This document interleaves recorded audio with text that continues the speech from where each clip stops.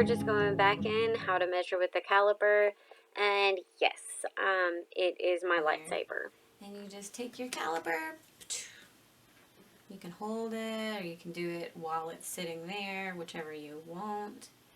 And you just, I hope you can see this, how I'm doing it. And you want to do it till it touches. And I have 3.7 millimeters.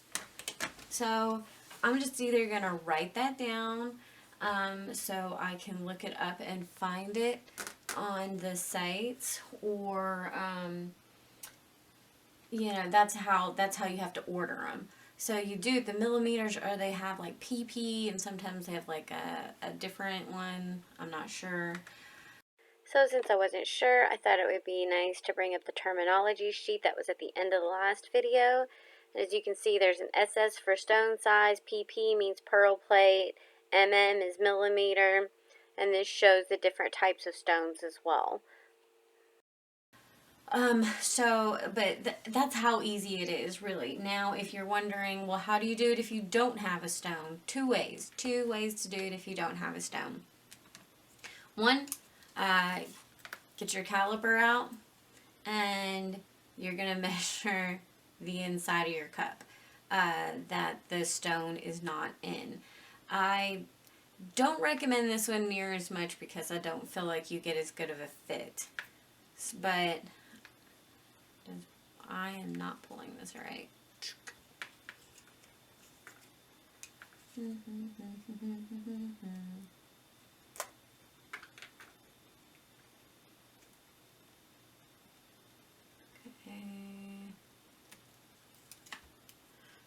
Well, 3.8. And I used this side that I showed earlier on the bracelets, how to do it. And, you know, so I still have very, very close to the right size. Now, the other way I would recommend doing it too is taking your stones, and it doesn't have to be the right color or anything, just the right shape, and taking any stone, like any of the stones you have, and putting it in there and finding which one fits, which one looks right. So let's just pull out some stones. So I have some stones here, and I want to see which one looks right and fits. Nope. I mean, that one fits, but the truth is it's not the same shape as the other ones, and it's so shiny right now, I don't even know if you can tell, but it's flatter in the cup than the other ones, so I don't want that one.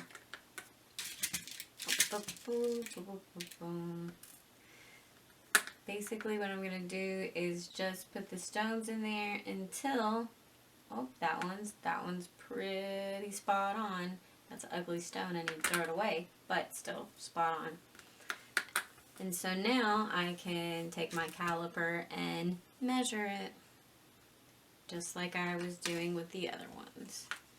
So I put it on my little wax there.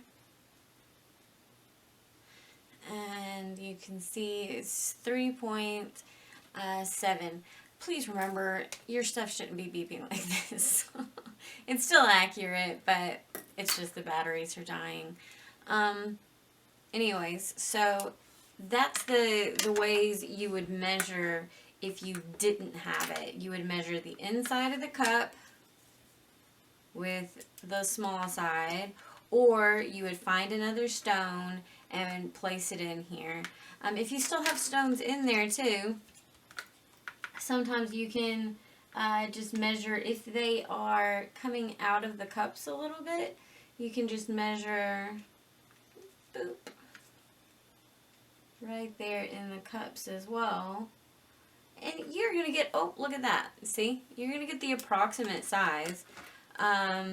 And most of the time it's pretty approximate anyway, because they don't really come in like 3.7. They're going to come in kind of a little bit of a standard size.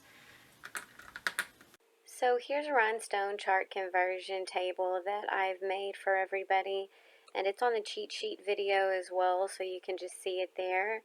I painstakingly made this, and I hope you enjoy it. I'm sure there's other ones in other places, but I feel like this one's pretty easy to follow, and I wanted to kind of explain how to do this. So we just measured a rhinestone that was 3.7 millimeters, which would convert into the stone size of 15 or the pearl plate of 30. And that's important because a lot of people sell like that, especially the old parcels. Here's a photo from one of Heavenly Jewels things, and you can see the PP27 and stuff. Here's a PP25. Now she does the conversions on there as well, but a lot of people don't, and I wanted you guys to know that this chart is available, so when you are doing your measuring, that you can get the right stone size. So a little bit about the quality here. Here's different rhinestones. Two of them are acrylic or plastic, and then one of them is actually a glass cut rhinestone. And it is so hard to tell the difference if you're just online looking at these. But right now, like you can see side by side, they both have this wonderful prism look and they're shiny. However, the backs of them are very different because of the you can like see through this. It's very nice, but the plastic ones are also a little bit more clear, but you can see that's got a shiny, just like metallic coating, sort of just like a paint or film on the back, while the vintage rhinestones actually have a foil, a metal plating on the back. And that's the reason, too, they can tarnish and rust and become dead stones, while the plastic ones really never have that happen to them because it's not going to tarnish or rust like that. And you can see here I have another piece. I just harvested these from like a J. Crew necklace, and they both have that like coating on the back, and sometimes you can see, I don't know if you're going to be able to see here, but there's a tiny little like spot right here where basically it was cut off a sheet of tons of different rhinestones, and it still kind of has that little like pick on there that you can tell. It's just part of a piece of plastic from a not manual but machine made, completely machine made piece, while these were, you know, they were machine made, but there was a lot of handwork in them as well. And now I'm going to put them together and you can see, I mean, side by side, they're so close. The quality looks really great, but when you have them in hand, you can tell the difference, the weight, you know, the feel of it, all of that. So my best advice on buying things online or buying quality rhinestones online is to trust your seller, for one, and also try to get them from the countries, the vintage countries that they were made in. Like a lot of these ones were made in Austria, Germany, Czechoslovakia. So when you see that on the parcels, you can know pretty much that the quality is going to be there, and especially Austria. Here's another one that looks like it has a vintage look to it, but it has this newer checkerboard cut. It's actually just a plastic or acrylic piece, and as you can see, it just has that metallic coating on the back that's been rubbing off. And then there's going to be another stone here. I think I'm going to scratch this real quick, yeah. See, the foil would just be chipping off, but that stuff stays on because it's basically just like a paint adhesive that goes onto it. And here's an actual vintage rhinestone of this amber color. And you can see they look so close. So if you're online and they don't show you the back, so you don't see that, you won't really know, but you can see the foil backing on the actual vintage stone.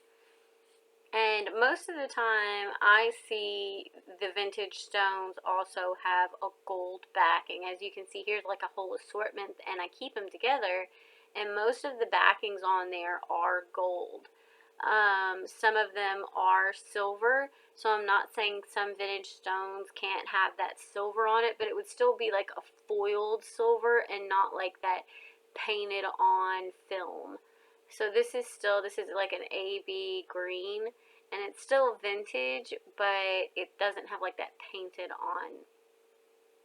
So just to reiterate on quality, I would go with people you trust. These are people I trust. I know there's a lot more people out there who do wonderful work and have wonderful stones.